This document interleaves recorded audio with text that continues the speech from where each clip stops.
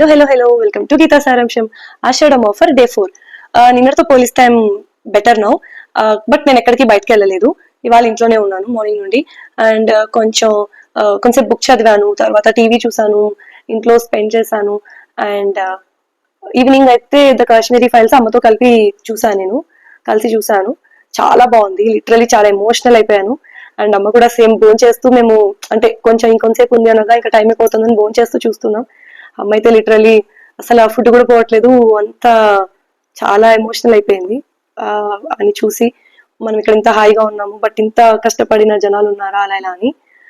And ఇవాళ vlog ఏంటంటే, నేను మొన్న చెప్పాను కదా నా అవార్డ్స్ వీడియోలో అక్బర్ బీర్బల్ స్టోరీ చెప్తానని.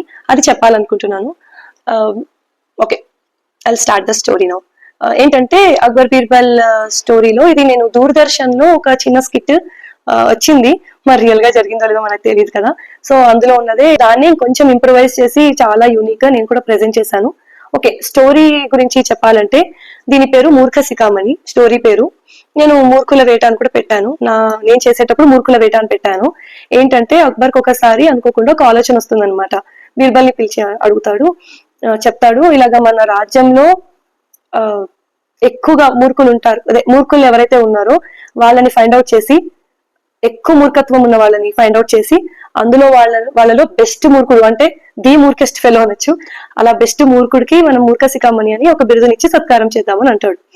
బీర్బల్ ఏమో రాజ్యపాలన చేయాల్సిన టైంలో, ప్రజల కష్టాలు తెలుసుకోవాల్సిన టైంలో అక్బర్ అదే ఈయనేంటి ఇలా చెప్తున్నారు అన్న ఫీలింగ్ లో అలా సరే ఇంకా చెప్పింది చేయాల్సిందే కదా రాజు అని వెళ్తూ ఉంటే అక్బర్ ఏం చెప్పుంటాడంటే 10 మంది మూర్ఖుల్ని తీసుకురమ్మంటాడు, ద బెస్ట్ మూర్ఖుల్ని.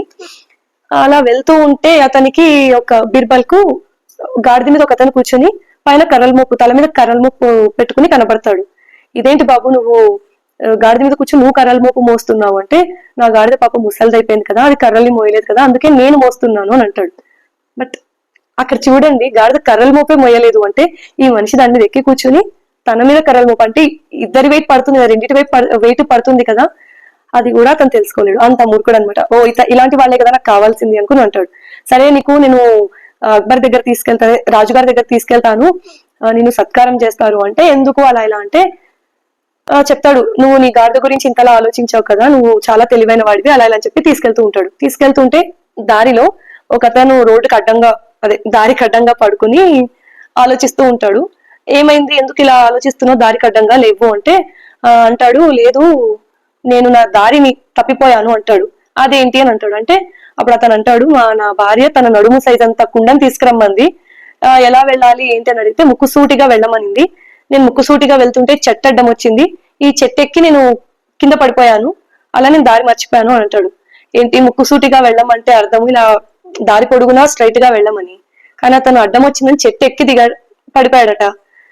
ఇతను కూడా మూర్ఖుడే, మనకు పనికొచ్చేవాడే, నీకు చాలా తెలివి ఉంది, నీకు కడవేదో నేను ఇప్పిస్తాను, అలాగే సత్కారం కూడా నీకు ఇప్పిస్తాను, రాజుగారి దగ్గరకు వస్తావా అని అడుగుతాడు. వస్తాను అంటాడు.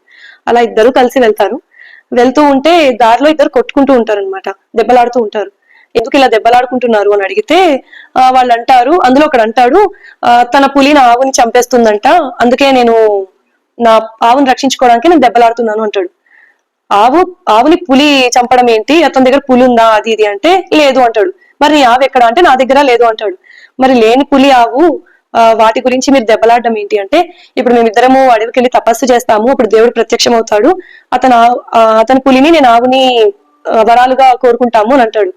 ఏంటి, మీరు తపస్సు చేస్తే దేవుడు ప్రత్యక్షమయ్యి ఆవు పులిని మీరు వరాలుగా కోరుకుంటే అప్పుడు వాడి పులి వచ్చి నీ ఆవుని చంపేస్తుందా అని ఆశ్చర్యపోయి, వీళ్ళు మూర్ఖుల జాబితాలోనే ఉంటారు కదా, మనకు పనికొస్తారు అని, సరే మీరు దెబ్బలాడకండి, మీకు సత్కారం చేయిస్తాను, మీరు చాలా తెలివైన వాళ్ళు, దేవుణ్ణే ప్రసన్నం చేసుకోవాలనుకున్న వాళ్ళు, మరి నాతో వస్తారంటే వస్తామని అంటారు. అలా అందరూ కలిసి వెళ్తూ ఉంటారనమాట. వెళ్తుంటే ఒకడు ఇలా నేల మీద గెంతులేస్తూ అక్కడ ఇక్కడ మట్టి తవ్వుతూ పైన చూస్తూ ఆలోచిస్తూ కనబడతాడు. ఇతను కూడా మనకి ఎవరో పనికొచ్చే వాళ్ళలాగే ఉన్నాడు కదా అని బీర్బల్ వెళ్ళి, ఏం బాబు ఏం వెతుకుతున్నావు, పైనకి కిందకి ఎందుకు అలా చూస్తున్నావు అంటే, నేను ఒక నెల క్రితం నేను ఊరెళ్లే ముందు ఇక్కడ నా నిధిని దాచిపెట్టి వెళ్ళాను, అదే వెతుక్కుంటున్నాను అంటే, నిధా ఇక్కడ ఈ ఖాళీ స్థలంలో ఏం వెతుకుతావు, ఎలా వెతుకుతావు, దానికోసం ఏదైనా గుర్తు పెట్టుకున్నావా అని అడుగుతాడు. పెట్టుకున్నాను అంటే ఏంటది అంటే, ఆకాశంలో నల్లటి మేఘం, పెద్ద మేఘం అని అంటాడు. మేఘం అంటే ఒక చోట ఎందుకు ఉంటుందండి, మనకు తెలుసు కదా, పాసింగ్ క్లౌడ్స్ అని అంటాం. సో ఏంటి, మేఘాన్ని గుర్తుగా పెట్టుకున్నాడా, వీడంత తెలివి తక్కువ వాడు ఇంకొకడు ఎవడు ఉండడు, ఓకే వీడు కూడా మనకి పనికొచ్చేవాడే కదా అని, సరే నేను ఇదేంటో నాకు తెలీదు, నేను కొంచెం ధనము రాజుగారి దగ్గర నుండి ఇప్పిస్తాను, నువ్వు చాలా తెలివైన వాడివి, ఆ మేఘాన్ని గుర్తుగా పెట్టుకున్నావు, నీకు అలాగే సత్కారం కూడా చేయిస్తాను, వస్తావా అని అడుగుతాడు. ఓ వస్తాను అని అంటాడు. అలా వెళ్తూ ఉంటారనమాట. వెళ్తూ ఉంటే ఒక అతను గట్టిగా పిలిచి అరిచి ఇంకొక వైపుకి మసీదు అటువైపు వెళ్ళి మళ్ళీ అక్కడ అరిచి మళ్ళీ ఇటువైపు అలా పరిగెడుతూ ఉంటాడు.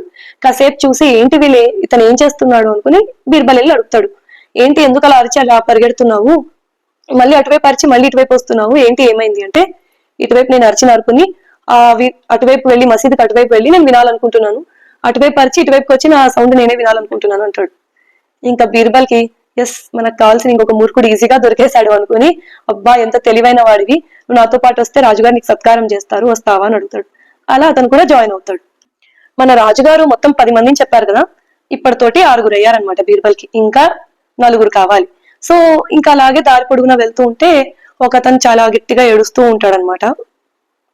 ఎందుకు బాబు ఎందుకు ఏడుస్తున్నావు అంటే, ఇలా మా అమ్మ నన్ను నూనె సీసాలు తీసుకురమ్మంది, తీసుకొస్తున్నానండి, ఇలా పగిలిపోయింది, అందుకే ఏడుపు వచ్చింది అని అంటాడు. ఒక సీసా పగిలిపోయింది, ఇంకో చేతిలో ఉంటుంది ఇంకో సీసా.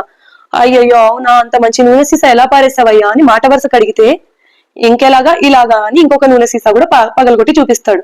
దాంతో ఆల్రెడీ ఒకటి పగిలిపోయింది కాకుండా ఇంకో చేతిలో ఉన్న మంచి నూనె సీసా కూడా పగిలిపోయింది.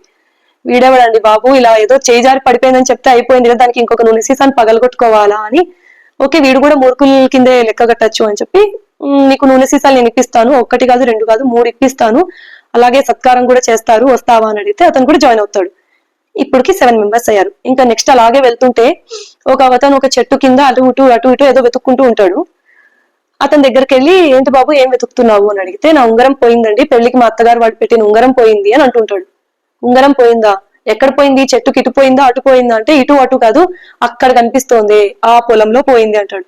ఏంటి అక్కడెక్కడో పొలంలో పోతే అక్కడ వెతుక్కోకుండా ఇక్కడ వెతుకుతున్నావా, బుద్ధుందా నీకు అంటే, నాకు కాదు నీకే బుద్ధి లేదు, అక్కడ చూసావా పొలంలో అంతా మొత్తం గడ్డి అవంతా లేచి ఉన్నాయి, అక్కడ ఎలా కనబడుతుంది, పైగా ఎండ, ఎవడైనా అక్కడ వెతుక్కుంటాడా, ఇక్కడ చూడండి హాయిగా ఖాళీ స్థలము అంటే చెట్టు కింద నీడ ఉంది, అందుకే హాయిగా ఇక్కడ వెతుక్కుంటున్నానంటే, పోయిన చోట వెతుక్కోకుండా ఇంకొక చోట నీడ ఉందని వెతుక్కునేవాడిని ఇంకేమంటారు, మూర్ఖుడని అంటారు.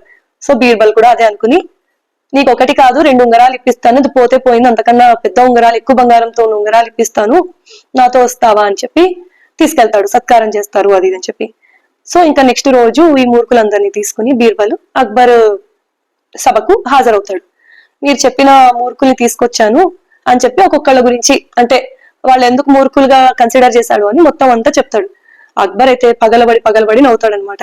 నవ్వాక అంతా అయ్యాక, బీర్బల్ నేను చెప్పింది 10 మందిని కదా, మరి నువ్వు 8 మందిని తీసుకొచ్చావేంటి, 10 మందిని పరీక్షించి కదా మనం అనుకున్నాము అంటే, ఇంకో 2 కూడా ఉన్నారండి ఇక్కడే ఉన్నారు అంటాడు. ఎవరు అంటే, ఒకటి నేను ఇంకొకళ్ళు మీరు అంటాడు.